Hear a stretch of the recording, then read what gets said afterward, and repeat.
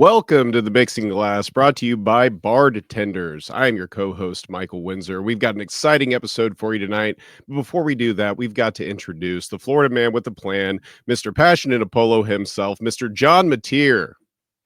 Mike, I still think that's my favorite intro you I, read for me. I know That's I've so already good. used it, but it just rolls off the tongue so nicely. How are you doing tonight, sir? Dude, I'm doing great. How was your day? Did you have a good day? Not really, because my dungeon master left me at a cliffhanger for 3 weeks, so I don't Who would get to find. do that? I Who know. would do that, Mike? I know, it's pretty messed up. I don't know. Couldn't be me at all. Why would I do that to you? You're so sweet and innocent. Not in the game. Well, that's true. That's probably why I did it. Mike, I got a story for you real quick before we bring on our amazing guest tonight. Okay. So I went to Publix today because I have this big golf tournament coming up and we do a cool cocktail menu. And one of the cocktails is this pimento cheese infused old fashioned. Okay. Fun, great. I want you to know how many 60-plus-year-old people working at Publix stared at me when I bought 25 tubs of pimento cheese at 7:03 in the morning today. This sweet, sweet old lady walks up to me and she goes, "Is that all for you?" And I said, "Absolutely. I get hungry around 2 o'clock in the afternoon. This is just my snack." Of course you did. And she went, "Oh my." And she just walked on her way.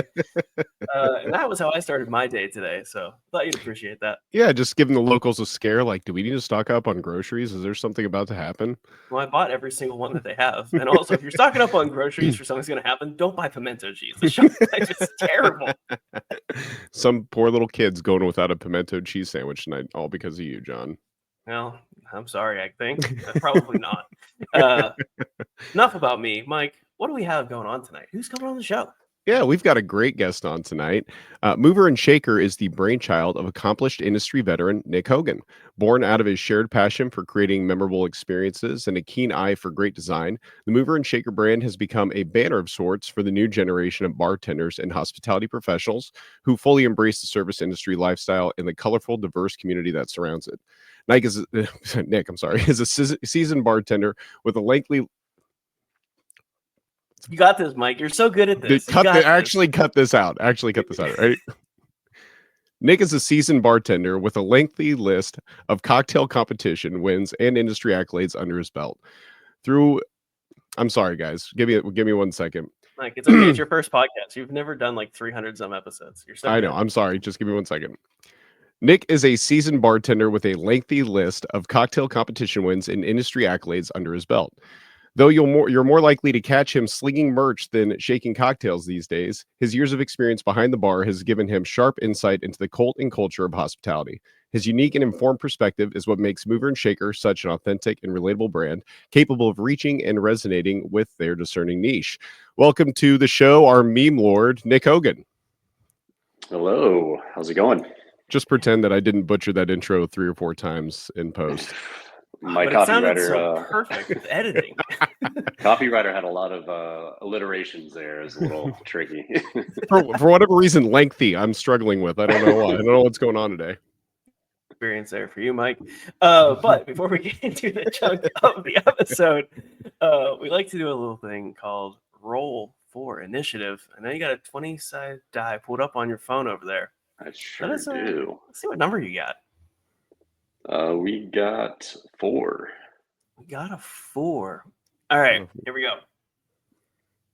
If you could have one song play every time you walk into a room for the rest of your life, what would that song be? Now, it's only going to play like the first 15, 20 seconds of the song every time you enter the room. So what do you got? This is going to be a song that probably no one knows or cares about, but doesn't matter. It's about you. I'm only bringing this up because somebody actually asked me this for a pop-up in Portland, which no one's ever asked, what walk-on song would you like? But it's Big Iron by Marty Robbins, like a Western cowboy track. Yeah. And, it's a great one. It was pretty good song. It's pretty sick. It's pretty fun to, walk into a bar with your song playing. So we'll go with that. Nice. Yeah. Hell yeah. That one, that strikes from Fallout. I'm pretty sure that one's in Fallout. Yeah. I was gonna say we just rewatched Fallout too, so I'm like very much into that era of music. Yeah, that's awesome. What about you, John? I know you've had to do this one before. Has anything changed for you? I think, it's like it's a mood thing for me because like it's music, right? So I think before I've had like James Brown where you come with like the big old trumpets in the brass section as you walk in announcing. But the song that has been stuck in my head lately is that Oogum Boogum song that was the theme song for Eastbound and Down. That's a good one. It's just so good, so goofy, but it definitely fits the mood of just like all positive vibes going on. So I'm here for it. Mike, go ahead. What you got? Well, I bet Your answer. job. You know what? We'll do it. We'll do it with. We'll go with Duel of the Fates. That'd be a fun one to walk in. Definitely Like get Star Rose Wars attention. Duel of the Fates. Yeah, whatever. That's Qui-Gon actually pretty Jinn epic. and Not gonna lie. Obi-Wan fight Darth Maul. Yeah. Yeah, and the whole audience just freaks out when Darth Maul lights up the second blade. Got to be a kid again. It's such a great moment. Hell yeah, Mike. All right, Nick, we're here to talk about you. So we ask everyone who comes on the show, how'd you get your foot in the door? How'd you join the hospitality industry? What was your first taste of joining this amazing industry? It's kind of funny because I feel like I was asked this when I started working with Angels Envy, and I always start when I like started in the bar world, but I realized I actually like the day I turned 16, my mom was like, "All right, go get a job." I don't know if you were one of those kids or not, but I was a I lived- 14er. I worked for my Yeah, dad, okay. so he was legally allowed Okay, there to you go. script me. So Yeah, like my very first job was I was a sandwich artist, not at Subway, but Larry's Giant Subs, which I know you're familiar with, John. love a good Larry's Giant Sub. Worked there for probably a year or two, but fast forward, I went to school for finance and risk management at Florida State, and then worked very shortly in the corporate world. Realized I hated it. Moved around, but did a bunch of seasonal jobs. Taught wakeboarding in New Hampshire and worked ski patrol in Colorado. But ended up moving back to Florida one summer with my parents, and ended up moving to St. Augustine, which I know you know all about, John. And I kind of found myself realizing there were no, quote unquote, real corporate jobs there. So I was really into craft beer at the time. This was in probably like 2013, 2014. And I was like, my goal in my head was like, I can start working for a distributor, selling beer, but I didn't know anyone. So my idea was to work at a bar and then kind of meet some people and then, work towards that goal. And I didn't really have any experience in the liquor or craft cocktail world, like no idea whatsoever about any of that kind of stuff. I think my first introduction was maybe like just going to the ice plant and having an old fashioned. Yeah, they would have just opened right around then too. So yeah. So that idea, in Florida was like novel to me. It was like, I don't know what an old fashioned is, but like these guys are in suspenders and they seem really cool, and like this is $15 or whatever. It's pretty fancy. So so I ended up working at a bar. I actually worked at the Hop Singer in St. Augustine. That was my first bar job, just bar backing, moving kegs, and kind of got offered the spot at Oddbirds, which was it's kind of like the ice plant, but a little more smaller and industry focused. And yeah, just took it like really, really serious. Had a really good bar team there. It opened my eyes to competitive bartending and like really in-depth craft cocktails. And yeah, I think for me, it was kind of the history of the spirits and the history of these cocktails that really like drew me in. Before, it was like I'm in college kid drinking Jack and Cokes, that's kind of the extent to drinking for me. And once I discovered there was like all this like information and lore behind everything, I was like, holy shit, this is like really fucking cool. This is a real thing. And yeah, so I think we all have like a very similar path. If you find that interesting, you kind of start reading the books. So reading the Death and Co book, PDT book, Liquid Intelligence, all that kind of stuff, and just like dove really, really deep into it. So it's kind of like, I guess my intro to cocktails was just getting like headfirst in there, and then kind of discovering the competitive scene as well. All right, now before we talk about working at Oddbirds and doing the competitive thing, I like to unpack, especially people that have worked in the corporate world and have decided to go back to hospitality or into hospitality. What was the moment when you're sitting at the desk where you're like, you know what? this isn't it for me. Like, what was that? Because we've all had that moment working in the corporate world where you're like, you know what, Karen, Yeah. I really just need the copier. You don't have to print 500 pages of that training manual today. What was it? I think for me, I mean, it was just like every day was the same. Every day was so boring. I was 22. I made it may have been 23 when I quit, but I'm looking around, I'm like working with like 50, 60-year-old women, like was predominantly the workforce I was around. And like no offense to them or anything, but I was like, this has got to be like the least interesting thing I could be doing with my life right now. You know, went to a party school. I went to Florida State. So like, you know, I was used to partying and drinking and like having a great time. And now I'm like an adult in like the snap of a Yeah. finger. You're mad that Stacy drank the last cup of coffee from the coffee pot and didn't refill the coffee grounds for the new one. Yeah, dude. No, my job was to read like legislation that had passed. So I worked for an insurance company and it was called product development. Yet all we did was read legislation and strip people's products away. So I was like, huh, this like kind of sucks. And I think I worked maybe like an hour out of the day, you know, and the rest of the day I'm just like trying to fill my time. So I spent like a majority of my day. This is when I was like big into like DJing and music production. I really just read a bunch of like I don't know, websites about synthesis and music production. So it was like it's kind of awesome because I got paid to do nothing. But yeah, Right. it was there's only so much nothing you can do before you're like, wow, I'm kind of just like wasting my life here. So Yeah. All no right, so singular coffee moment, unfortunately. nah, that's okay. I'm sure they were there. It just all Yeah. blurs together in one giant train wreck. But we know you went out and you were doing ski patrol. What made you come back to St. Augustine specifically? Of all the places you could have, Ooh, moved and like yeah. chose to come back to that town and be in that moment as the cocktail scene was kind of starting to, bloom in the golden age for the Mhm. first time in a long time. Yeah, so my parents actually lived in Gainesville at the time, so I was kind of just like home. I think I was home in between when I did ski patrol, and I was like a boat driver in New Hampshire. And I mean, this is the truth of it. I was on Tinder when Tinder was like first coming out, and I met a girl, and she was she was going to Flagler, so I kind of started doing trips over there, and then we started dating. But I had a few of my friends that I had grown up with that were living in St. Augustine as well, so it was kind of fun. It was like St. Augustine's a really cool city. It's hospitality driven. A lot of young people, like cool drinking scene. So for me, it was new and yeah, it was fun. It was a good time. It was, got out of, what was holding me back in Gainesville, I guess.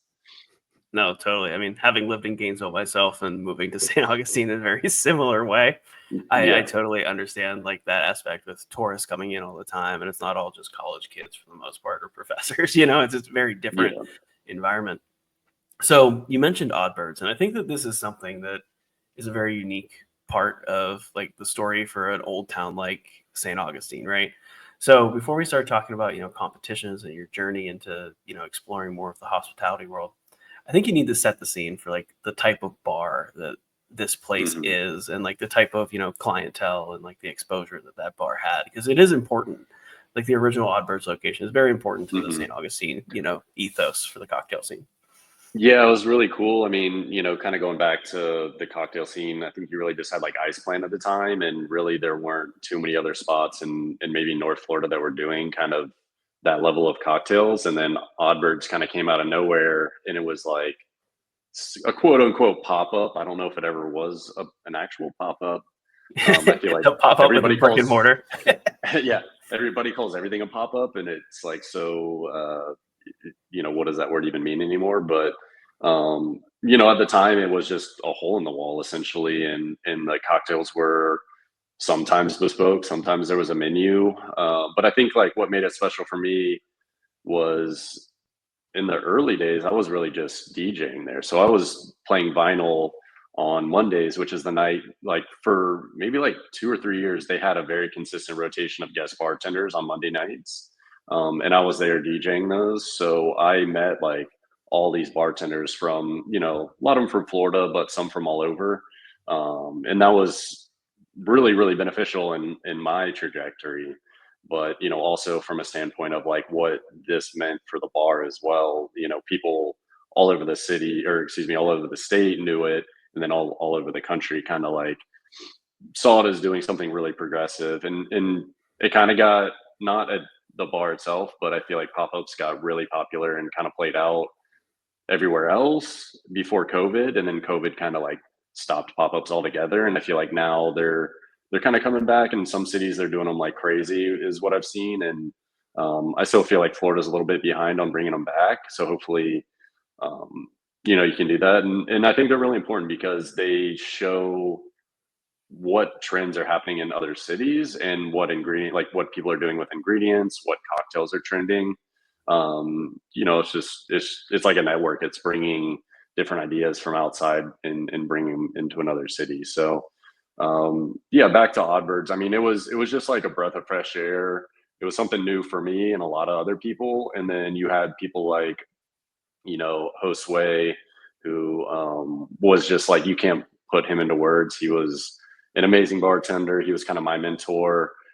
He was the person that there was an air of mystique around him, and he made like cocktails really, really cool. And also he made them mysterious, where like people thought they were like way more than they were. Nowadays, I feel like every single person after COVID can make like every classic cocktail or something, and they think it's the best. But back then it was like, he had a way of just drawing people in that he did, and it was very few people do. Yeah, and it was interesting because at the time you feel like, I felt insecure. I was like, man, I'll never be like this guy. I'll never do what he's doing. Or like, you're a little jealous, honestly. You're like, man, people come here for this guy. Like, I want to be that person, And then you kind of, as you mature, you realize like, I don't need to be him, but I can take like these things he's doing and apply it to my personality. And also just like it shows you what's actually important. It's not really the cocktails. Like, he could sell you a vodka and soda and make you think it was made directly for you, which I saw him do, not with a vodka soda, but he would take, like a menu cocktail and make people like think it was the most insane thing in the world when we're all making them. You know what I mean? So it's kind of like taught you there's more to just handing somebody a drink at the end of the day and making people feel special. So I was really fortunate to learn from him. Obviously, he passed away, and he left a legacy, but I was just in Arizona, and my buddy Mezcal Mikey's got a tattoo of him and whipped out his Josue coin just the other day, like 2-3 days ago. So this is a special place, and it'll live kind of like in a lot of people's memories. Granted, it's still there, a little bit different, but it's just kind of hard to describe. Yeah, no, it's true. I think you painted an absolutely perfect picture of that. So, you talked about taking some of those. Good, Mike. I wanted to ask, did he have a signature cocktail? Is there one in particular that really stands out when you think about him? Honestly, not a single cocktail, but what he would do is he would like find an ingredient, and he would come in every shift like super stoked on this ingredient, and make something with it for people. And I just remember, like, this was a long time ago, like 10 years ago, but he did like I think it was like butter or like a popcorn syrup or something. And like at the time I was like, who the fuck, like what the fuck is this? Yeah, Like, it's 2014. people weren't doing that. No one's doing that this kind of stuff. And he had the Instagram page where he's like making insane cocktails and like insane conceptual like garnishes, which is funny because people are coming to the bar out of citrus. Yeah, people are coming to the bar with their phone like, can you make this? And I'm like, Josue can't even make that. That's like a Lego set, with Gatorade in it or something. I don't know. So we're always kind of like messing with them like that. And I think that's kind of like where, this may be jumping ahead, but I think that's a little bit where, we kind of went our own ways. Like, he started the garnish guy, and I was like, started Mover and Shaker, which was kind of like poking fun a little bit at what we did and the people that took it super seriously. So I think it's kind of funny to like look back and see how we kind of did our own directions there.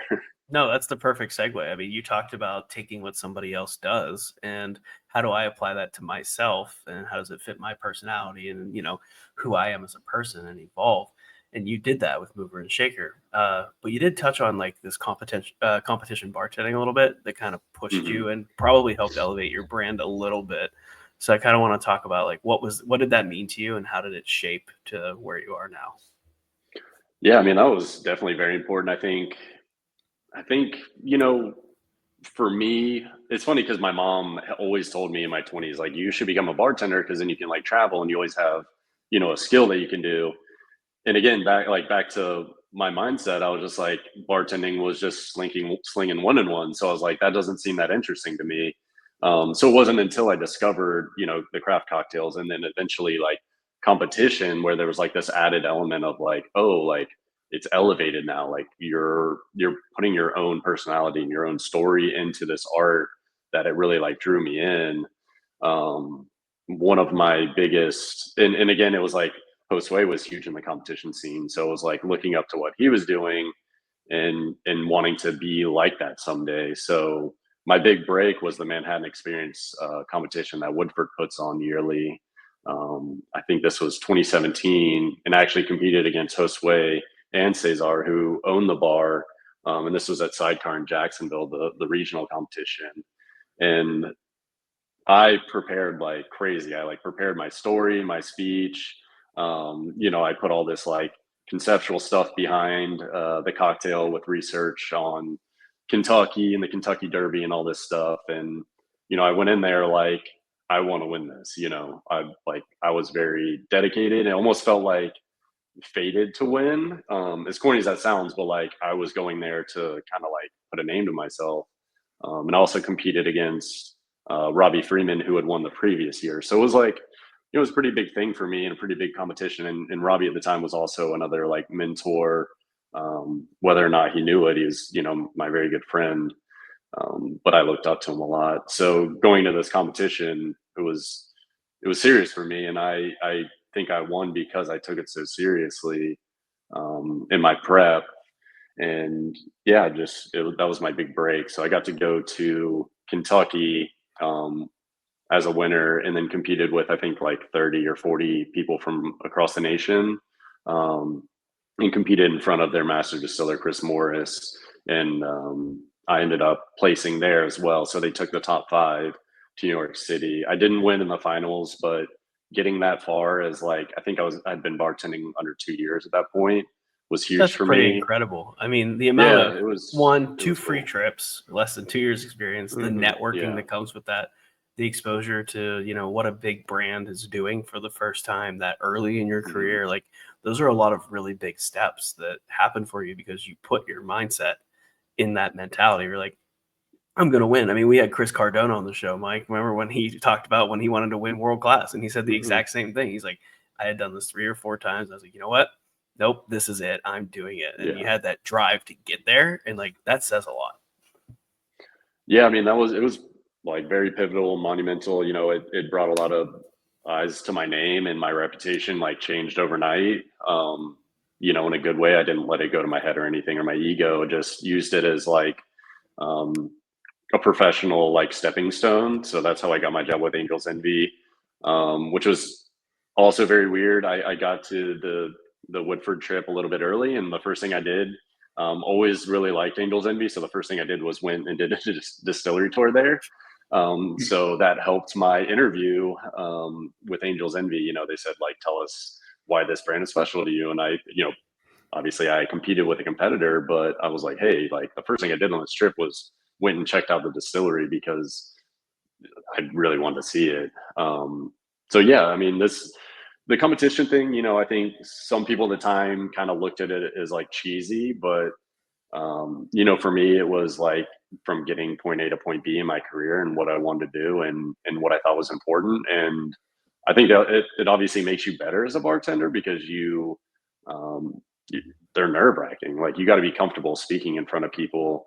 I had Julie Reiner was one of my judges in New York, and somebody's like, they definitely mentally fucked me up by being like, oh, Julie's a really hard judge. Like she's like really intimidating. So the whole time I'm like looking at her, like tripping over my words, and if no one had like said anything, I probably would have like performed differently. But it's just a learning experience, and I think every bartender should do it, no matter your style. Like I think you can bring your personality and make competing your own and have fun with it. Because at the end of the day, like the judges want to hear a story, and they want to hear like you bring yourself to something, and how it engages with the brand. And if you can do it in a really funny way and like make it your own, you're probably going to win, honestly. 100%. I mean, Mike's heard me say this probably 100 times now. You don't have to win a competition to win a competition, right? That was the next thing I was going to say. Like, winning isn't even like the end game there. It's like the people you meet, and I still keep in touch with probably like 3/4 of the people that were in that 40-person competition in Kentucky. And like, it's amazing to see, like, all those people are doing amazing things now. Like, I don't know, Chris Levitt, who does Not Just a Bartender, has got like 500,000 followers on Instagram just doing recipes. Ran into Sam, I think his last name's Pendleton, and Arizona Cocktail Weeks, opened a bar in Santa Barbara. So like, you still see these people to this day, and they're in your network now. Like, they're your best friends. It's awesome. Yeah, it happens so fast too. It's like trauma bonding, you know, like you have a shared stress of having to stand up and tell a story and make drinks while doing it. You know, like even though you do it every day, it's terrifying. Yeah. So how did you use your experiences, you know, doing competitions, working for Angel's Envy as a whiskey guardian? How did you leverage that into launching your own brand? Right. I think that's probably the next logical, you know, push for you. Yeah, so I think it's more like, why did I choose to start Mover and Shaker? And it all goes back to those early stages of like, I remember thinking very vividly, like, how can I get people to know my name? This sounds really egotistical, but I swear it's not. How can I get people to know like who I am as a bartender without physically meeting them? And I was like, so egotistical. and I was like, how dare you put yourself out there? What if I make cool merch that people buy, and then eventually like they'll be like, okay, is this guy Nick Hogan? And I mean, that's exactly what I did. I just wanted to make a brand that was like very niche to bartending, and that made like references that kind of we only got. So another aspect was, I remember like how much people wanted the Fernet coin, and like early in my career, like that shit was the coolest thing, was getting a Fernet bike for your bar, or having Sabrina come to your bar and give you a Fernet coin was like the coolest thing that could happen. I don't know why, still kind of is. Yeah. They just like captured something with their marketing that brainwashed bartenders. So I was like, can I kind of capture that lightning in a bottle, but make it accessible to everyone who like gets these jokes? And so like the first couple of products, one was like a little like, I wasn't trying to like totally knock their, you know, trademarks, but it was like an obscure like Fernet bottle, and the other one was like an Angostura bottle. And those were like our first, and they were enamel pins. That was like our first products. And I was just like going to bars where my friends worked, and they were giving me cash. And actually, like less than a month ago, I found this little notebook. It was like a ledger of people that owed me money or like had bought from me. It's like really, I know, dude. Totally. When I closed tonight, I got cash. Do they still owe you the money though from the ledger? They probably do. I'm gonna start hitting up people. Like, hey, shout them out right now. Come on, yeah. And then I remember just somebody's like, dude, what are you doing? Like, get a website. And I was like, yeah, you're probably right. But again, this is like 2017. So like, there's obviously e-commerce, but it's not like today where like your mom is slinging merch, you know? Yeah, on their Etsy store, you know, or no, you're right though. 2017, like, there really weren't a lot of ways to ship things easily, you know, not like there is today. I was like, you can do anything.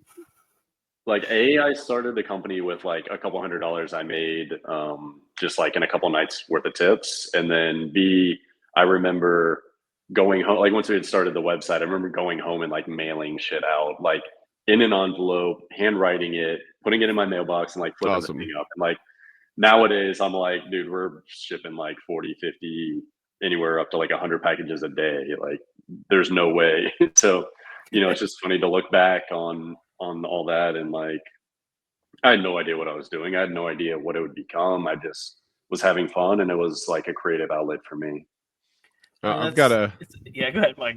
Sorry, no, you're good. If I'm skipping ahead, just stop me. But the first thing I'm thinking is, were there any legal issues with some of the products, like the Fernet, pin and everything like that? Yeah, for sure. If I'm skipping ahead, we can. Such a good question. Okay. He has probably a No, it's wall cool. of cease and desist in the Yeah, background. that's somewhere. exactly Yeah, let me turn my monitor now.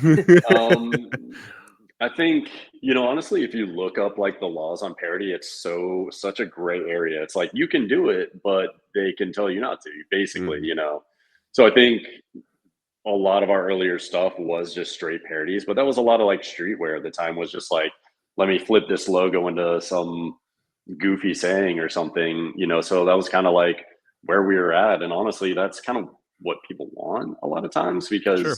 they have that brand recognition with like two things at once, so it triggers something in your brain that makes you want to buy it. But yeah, I've definitely had a fair share of run-ins and learning experiences. But my thing back then was like, hey, I'm gonna do this because I think it's cool, and I think it's what I like, and if somebody tells me not to, I'll stop. And Sure. so I'll go into two anecdotes with that. One was very early on. I got Here it is. yeah, I've told this one before. I got an order with the email domain was at Angostura House, so I was initially like, oh shit, this is a lawyer for Angostura. And I remember talking. I had a business partner, and I was like, hey, should we even send this order? And I was like, let's just do it and see what happens. So it was just like 4 or 5 Angostura pens, sent it out, and a week later I got an email, and it was, hey, I want to order 10,000 of these. So You're like, kidding me. There That it is Yeah. incredible. So that was like honestly some of our startup capital there. And like once we had done that order, I was able to really just kind of do like it was mostly still pens, which are pretty cheap. So I was like, okay, I can do whatever projects I want now, not worry about like failing, which is cool. And then on the other side of the coin, for Net, I definitely went a little bit into infringement territory and they were nice enough to have a stern talking with their marketing person rather than a lawyer. And, I was obviously, yeah, we'll stop, Yeah, but absolutely. we've gone kind of full circle, and I've designed a couple coins for them. We did a coin launch in Mexico City, which was amazing. Should be bartending at BCB this year at the Fernet booth. So, yeah, like I really don't do too many parodies anymore. If I do, we're changing it up enough to make it kind of a standalone idea. Sure, it's like doing a cover of a song, right? Like there's enough Yeah. original capacity to Well, it that you're fine. yeah. And Sure. any of those original ones that were the infringement that you can't print anymore are even more valuable now too. There you go. They're on eBay somewhere. I'm Oh, bootlegging there myself on eBay. No, that's true though. But like with a brand like Fernet, like one of the reasons that people love those coins is that they're so limited, right? And they've created an image of their brand for themselves that Sure. people are sought after. So having those conversations, we're like, no, we protect our brand. Nintendo does it, Disney does it. It's not just liquor brands. And maybe it's a false equivalency, but it's just surprising to hear like Angostura ordered those, and instead of getting a cease and desist letter, you instead get an order for 10,000. And it just to me, I'd see the commonality of the hospitality industry, because I don't know, like I said, maybe it's a false equivalency, but a lot of brands would not be that open with that kind of reproduction. So I think that's really cool. Yeah, I think it was really cool. Like early on, I think a lot of people gravitated towards it and like enjoyed what we're doing, where I did get like some really cool, like one of our first, I think, custom orders outside of that was like Southern Tea, a Moria Margot.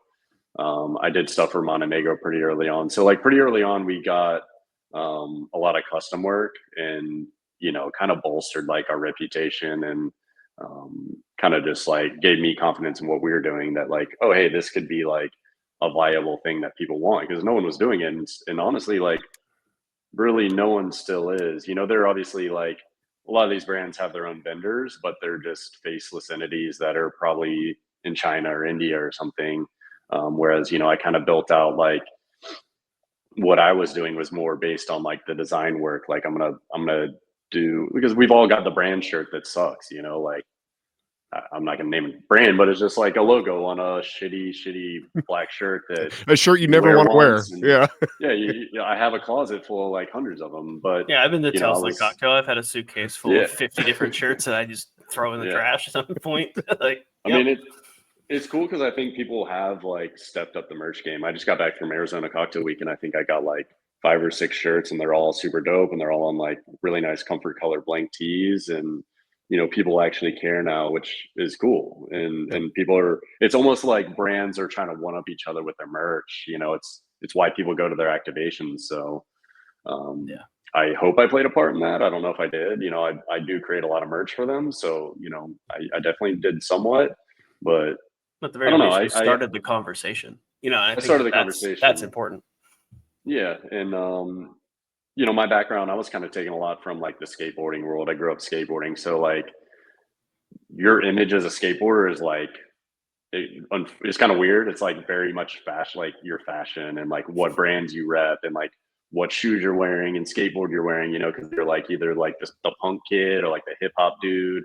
You're wearing like baggy clothes or skinny jeans. But, I was just taking like those influences and kind of saw like bartenders and we have the same like DIY, like freelance mentality as like skateboarders. And We have I just saw a lot of there's parallels. the tiki bartenders, there's the apron Yeah. wearers, there's the And it's all like everything. bartenders like put their identity into the bartending, and why can't they express themselves in what they're wearing? It's kind of like at the end of the day what I was doing or thought I was doing.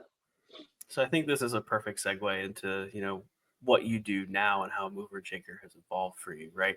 It's bringing other people's ideas and concepts to life, like Amore Amargo, like Montenegro. Mm-hmm. So what does that process look like? And how do you navigate someone that just comes to you with an idea and just throws something at the wall? Like, how do you navigate that for them and bring it to life?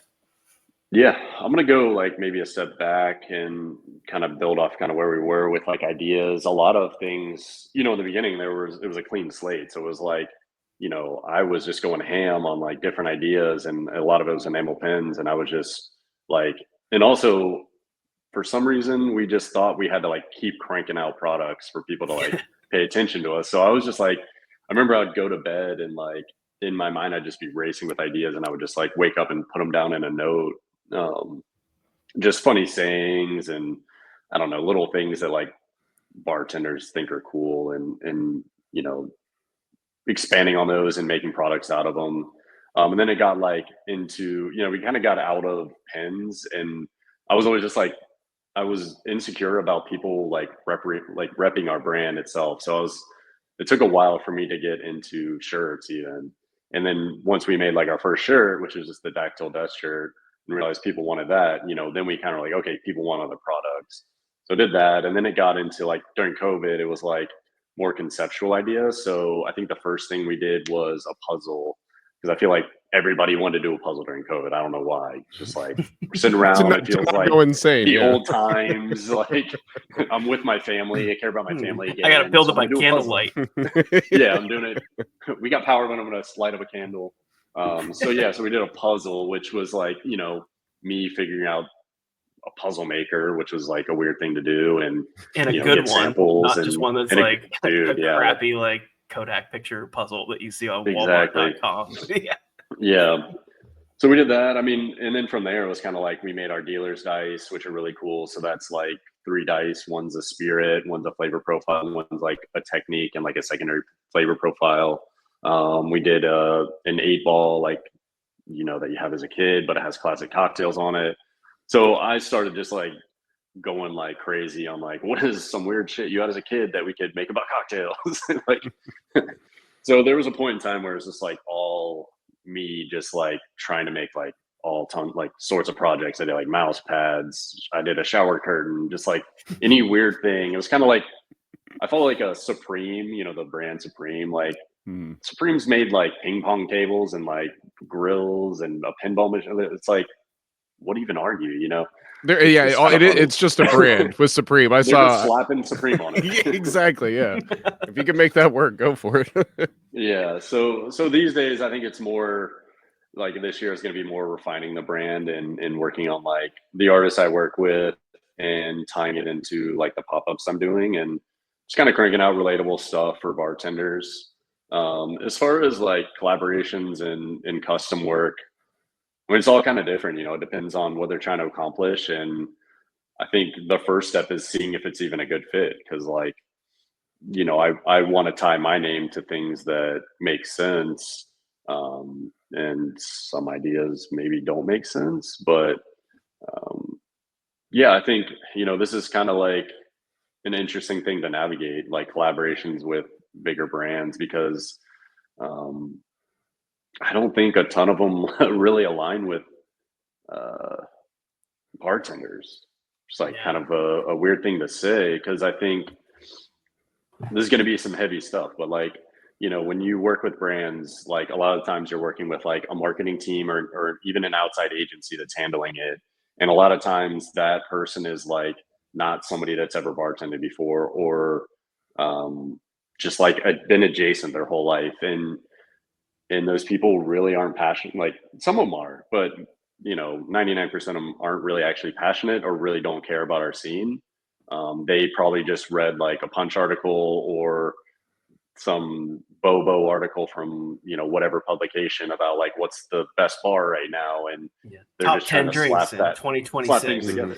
Yeah, exactly. So it's really hard to work with people like that, because I really care genuinely about our scene, and I want genuine people in our scene, if that makes sense. So I really try to work with like brands that actually care. I think the coolest part is a lot of the people that we grew up bartending with have moved up into like bigger and better roles, either on like brand advocacy or actual like brand trade awareness or marketing. And I like to work with those people because they actually care about the events they're doing, the merch they're doing. So I feel like that's a kind of a grim answer to your question. Well, I see it too as an opportunity to where, as these brands are, as the environment and landscape is changing, there's opportunity for bartenders to work with brands on a more intimate level to help produce cool things for the company that Mhm. ties back into the actual industry. Yeah, I think there's like kind of goes back into it. You can throw out like a really quick shirt that somebody's going to wear at sales once and then throw in the back of their closet, or you spend a little more money and you're doing something that's an experience maybe, or a really nice piece of merch, or getting something embroidered. It really just depends, and it depends on the brand. And it's really tricky, especially like with the economy the last probably year and a half, with brands. And a lot of them, the first thing they do is they pull money out of their brand teams and their advocacy, and it goes to the commercial side, and they're spending on off premise, excuse me, and liquor stores and stuff like that. So it's not necessarily a bad thing. It's just kind of a strategic thing. And you know, I've been fortunate to work kind of both, like as a bartender and on the brand side, where you see the inner workings. And I think it's important for bartenders to understand how the other side works, so that you guys can leverage and work together. Um, and that really just comes to like communication and being human and kind of talking with maybe the reps that come in every day to sell their stuff. And they're people too, they need to hit their quotas and stuff, but you have your own goals, so it's kind of like aligning on that. Kind of going on a weird tangent, but I know, John, you probably deal with this every day at TPC. Sawgrass.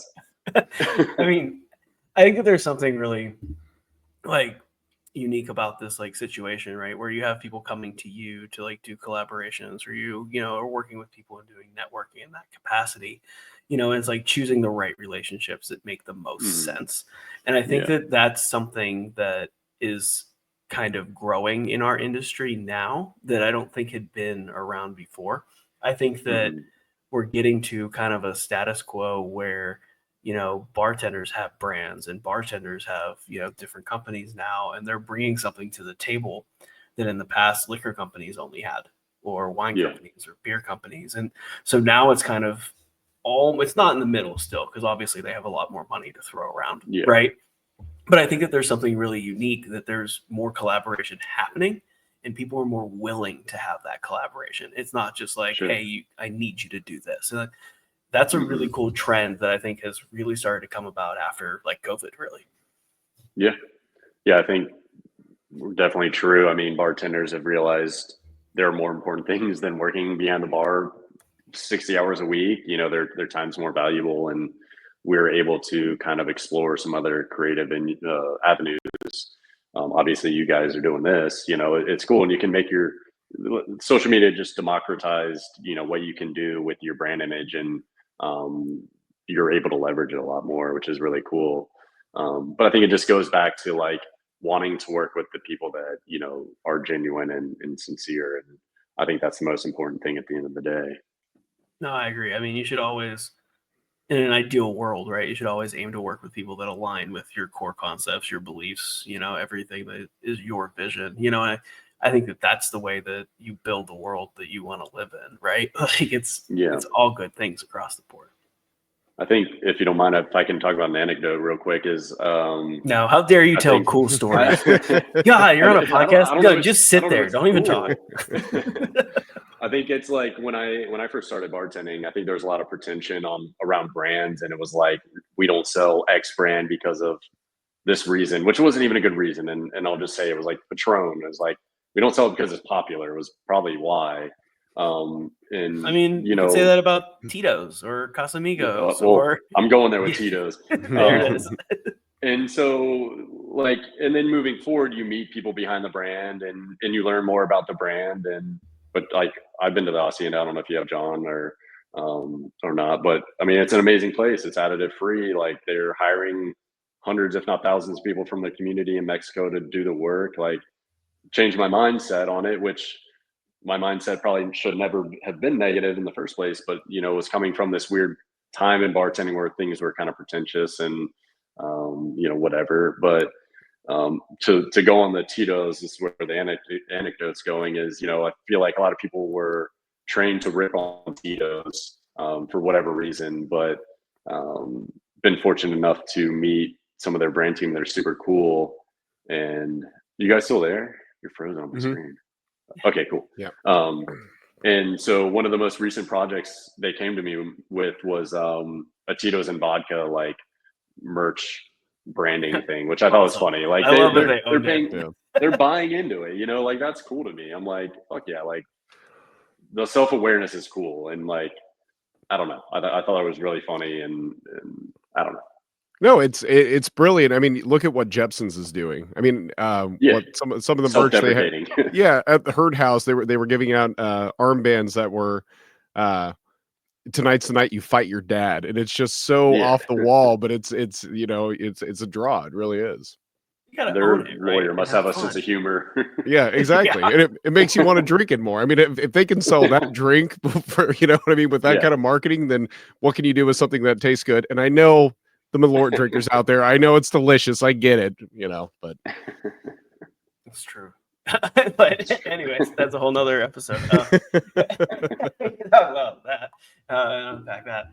No, but I think this is also something that's really interesting too, and I want to touch on it before we, you know, ask a final question for you. But you know, you talked a little bit about, you know, people that we started bartending with, you know, 10, 12, 13 years ago, that they're now coming into like these leadership roles, and you're seeing this kind of transition, and like you're starting to see these things like Tito's and vodka, but you know, like that's happening because the people that are on the distribution side or the liquor brand side are also of that same mindset. So you're kind of seeing almost like a generational shift for the first time within the bartending industry that, I mean, it really hasn't happened in a while. You know, I mean, the last time there's a big generational shift, it was putting sour on the gun, you know, like really, and like simplifying, you know, ingredients. So I find that a really fascinating like concept, and you know, the openness that you describe that with is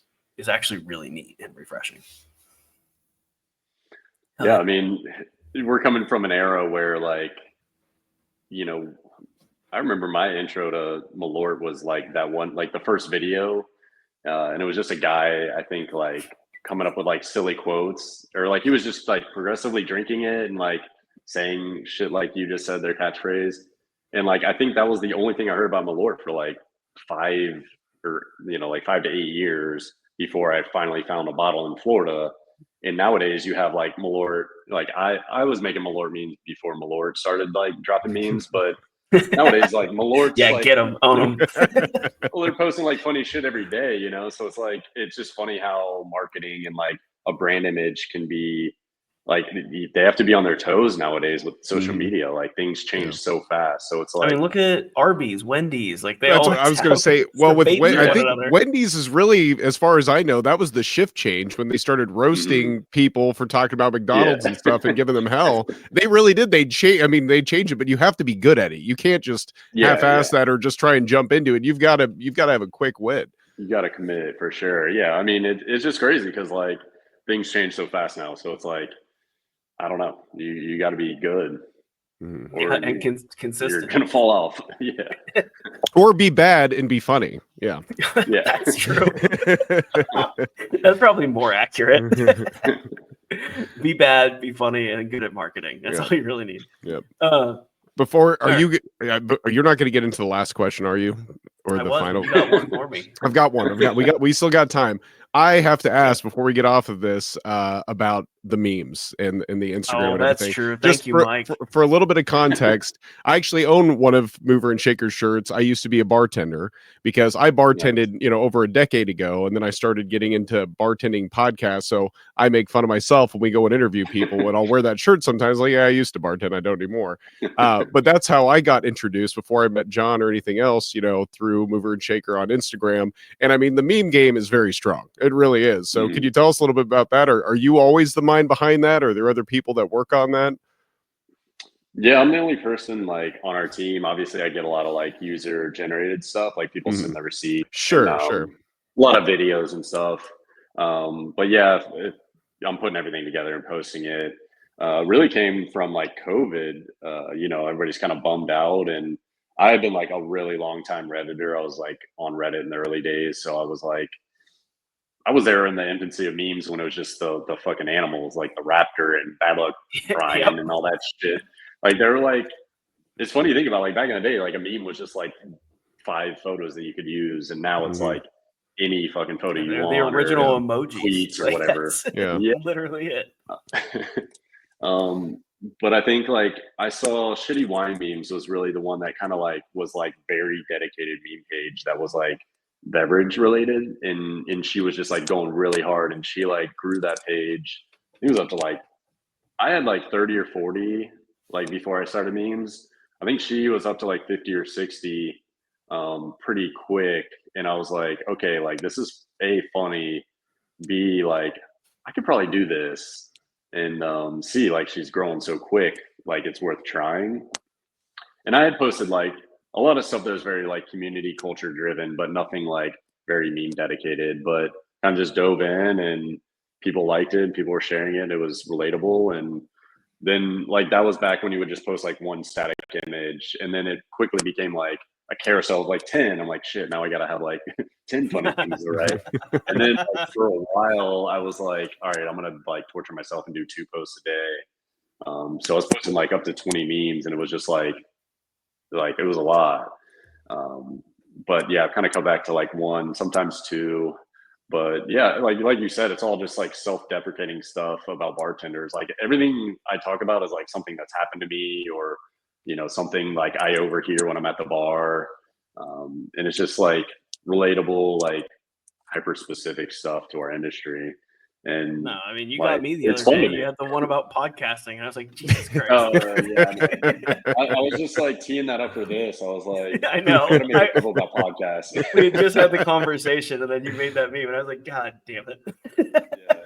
Well, but they're on point. They really are, and it's hard to do. I mean, we're trying to grow our brand, and it's not something that everybody can just do. So much respect with the memes, because they are enjoyable to see. I really do enjoy them. It didn't sound as good. I really do. I enjoy them very much. Thank you.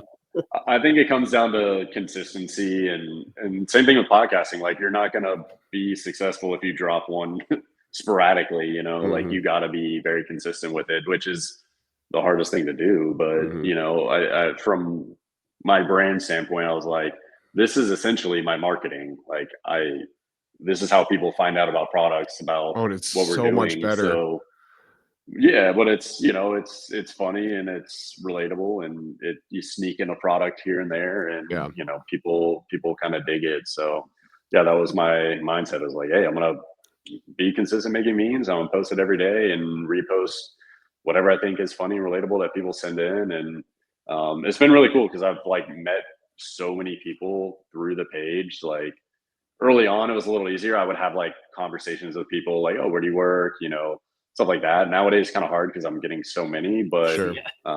I've kind of like it happens turned to that us all the time, into,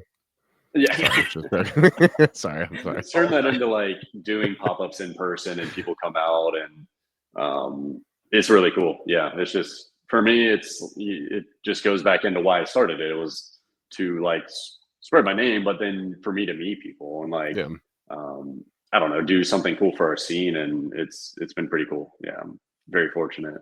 I love it. Cool. That was a really cool moment for me watching you guys. Was I think it was 2 years ago now when you guys were at Tails and you set up the booth and you had the bubblegum machine and you had the Fernet coolers in there and everything. But I remember like all the fellow people I had doing the CAP program with me, they were sneaking out to like put stuff in the bubblegum machine because they were so excited. And I was like, that's neat. And it was really cool because like, you know, we've been in Florida for a long time, but it was so cool to be in a group of like 100 people that are getting that exposure and so excited about things and like experiencing that connectivity for the first time.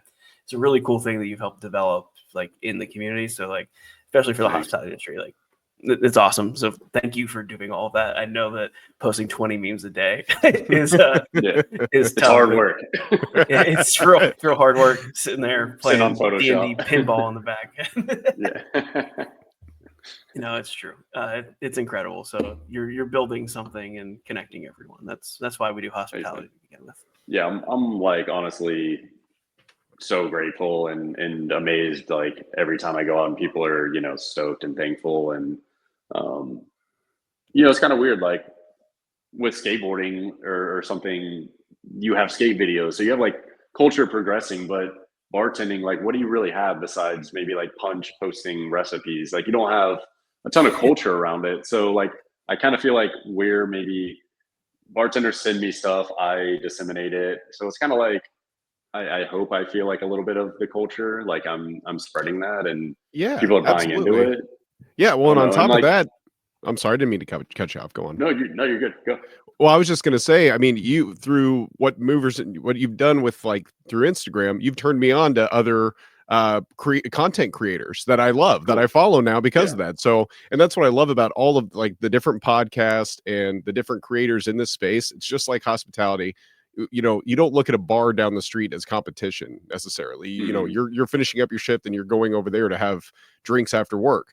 And it's the same thing that we found with the podcasting and the creator, you know, the content creators in this space, is everybody's so excited to be a part of what the other people are doing, provided you align with their content. You know what I mean? Sure. Yeah. But yeah, you've turned me on to so many cool creators, and now I follow them, and you know, it's just continuing to grow that community for everybody.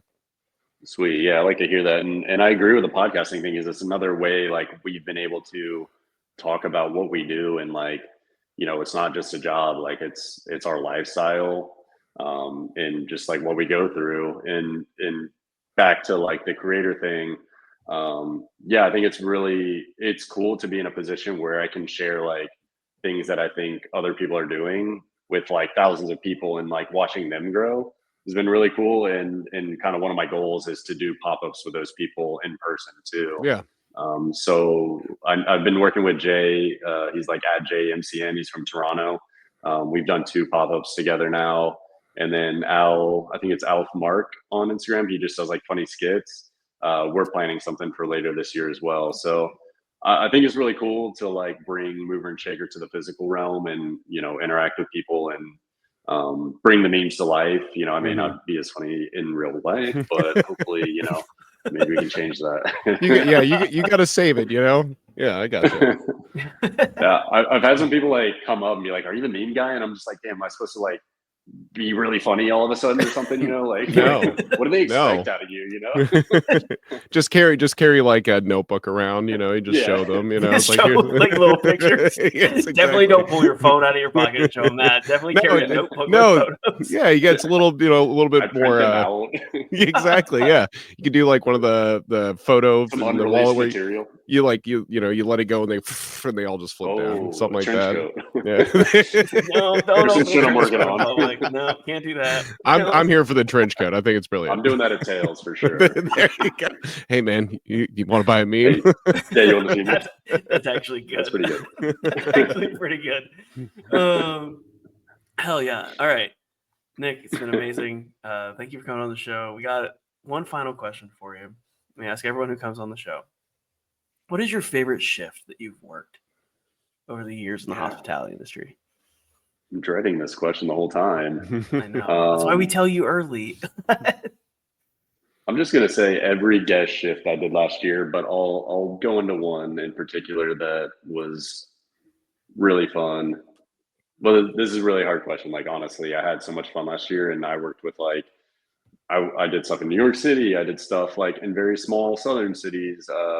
The Dragon Room with my friend Monica was amazing, and like some of the most amazing people came out and were super duper thankful. And it's really cool to do stuff in like both kind of scenarios, like and to see the cocktail scene in really small markets and then huge markets.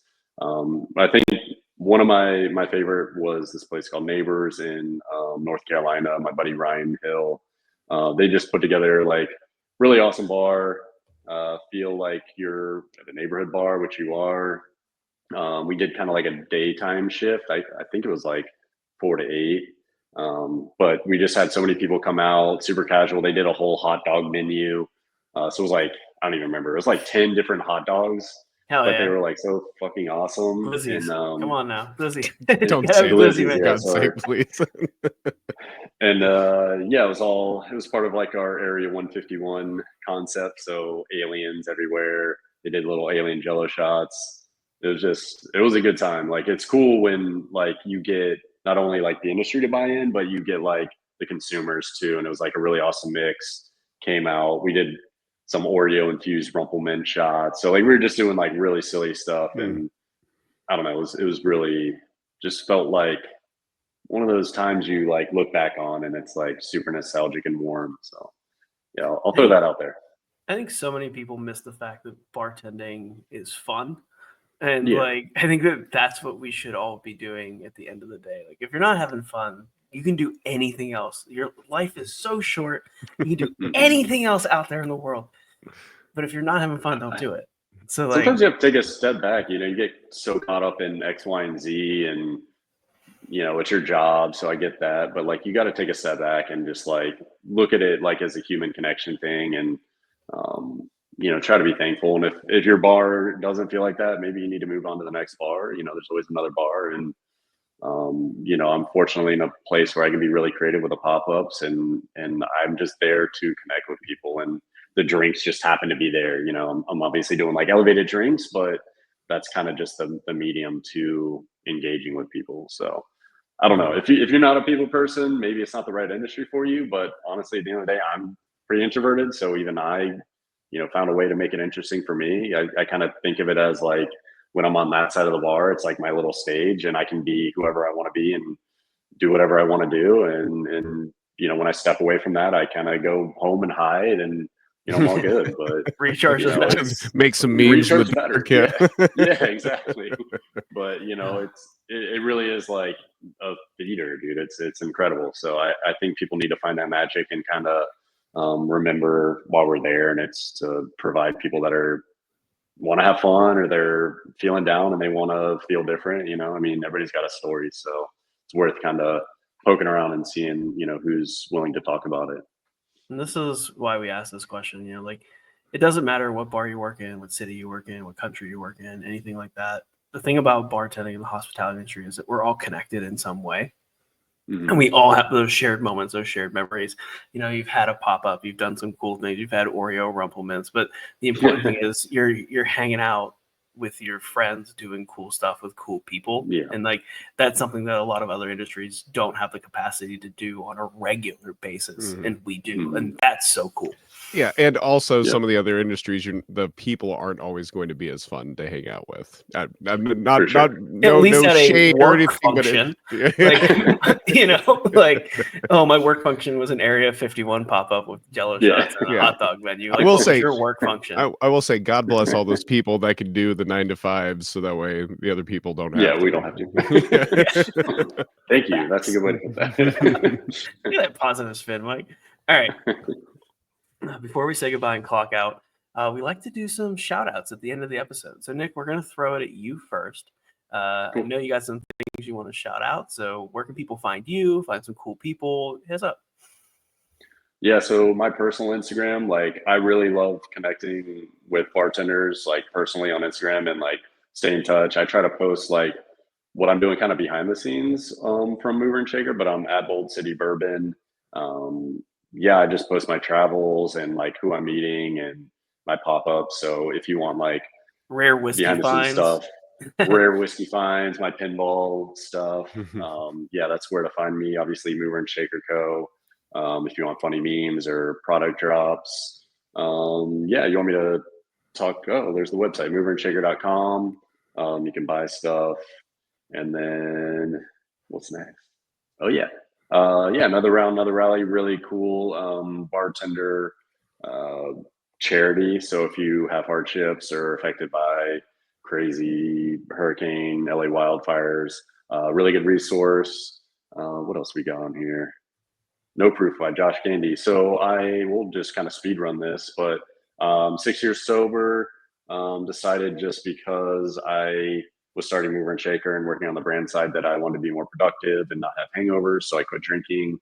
And it was pretty tough at the time because I feel like it was really taboo to be a sober bartender. But nowadays it's kind of crazy. A lot of my friends have kind of either cut back or don't drink. But my friend Josh does a really awesome podcast as well called No Proof. You guys would be, yeah, check it out. Yeah, he's awesome. I saw him in Arizona. Long time. Yeah, saw him in Arizona Cocktail Week. Yeah, he's done the news at camp. He's super awesome, super intertwined, bartender. But really good resource if you thinking about coming back, thinking about quitting, just want to hear people's stories. He talks to chefs, bartenders, brand ambassadors. Yeah, super awesome. Cool. That's Love incredible. that. Mike, what about you? You got any shout outs? Yeah, this one I mentioned Herd House earlier in the episode, but I was thinking about them because just what you're doing with Mover and Shaker, that just it's the same core values that Chandler's doing with Herd Card Game, and instead of memes, it's a card game that we can all laugh about and kind of get all the inside jokes. And just got back from Herd House not too long ago, where she's elevating different brands and getting bartenders from all different places together to learn and network and showcase their talents. So yeah, Herd Card Game, definitely want to shout her out. Hell Sweet. yeah. Always a good shout out for Chandler. Mike, I got a shout out. Who would it be? It's for my favorite podcast. You're probably listening to it or watching it right now. It's called Bardtenders. You can check us out on social media at Bardtenders. You can check out our website at www.bardtender.com. Amazing resources for on-the-job education, mental health, wellness. Our bards that are other bartenders that are doing cool shit with cool people, making amazing pottery or bedazzled lighters for people to smoke with. There's some really cool stuff out there. Check out our website. Hang out with them. If you want to get in touch with us, be on the show, or do cool stuff with us, you can send us an email at contact@bardtender.com or slide into those DMs. Not a bad place to have a conversation. And last but not least, well, almost last but not least, Mike, we're almost there. Join our Discord community. It's up on our social media. You can hop in. You can talk to bartenders from all over the world, over the country. It's constantly growing, talking about cool topics going on in the industry. Or, hey, maybe I need to know how to infuse jellyfish into a cocktail or pimento cheese at 7 o'clock in the morning, right? Like, there's so many cool things. I really wish you would have got some pictures of that. I will. I'll send you some tomorrow, Mike. It's actually pretty tasty. No, of you in the checkout line is what I meant. Talking right, to an I'll old tell you lady what. about it. I'll tell you what. I actually have to go back and buy more tomorrow because I need I like hope another the 10 same old tubs. lady is there. So I hope she's there because I will take a selfie and I'll send it to you. Please do. I'm gonna wake your ass I just up. want to see the receipt, John. How much does that got it. cost? I'll tell you in a $2,000 minute. worth of. After the episode, we'll save it. Perfect. I have it for you. And of course, now last but not least, we love 5-star reviews. 5 stars only. Now, if you leave a 5-star review and you leave us a nasty review, you roast us, we'll read it live in an episode for you. But you have to leave a 5-star review. Get at us. It's a fair trade. What do you like to say about it, Mike? It's the leave us your worst 5-star review. yeah, leave us your worst 5-star review Yeah. and get your opinions out there. We want to hear from you. We also want your 5 stars. So, Yeah. oops, sorry. Nick, thank you again for being on the show. Awesome. Thanks for spending some time sharing your journey, your story, mover and shaker, and thanks for doing the Lord's work, making people laugh. No problem. All right, let's clock out and get the hell out Let's of here. do it. See you guys next time. Sweet. Later.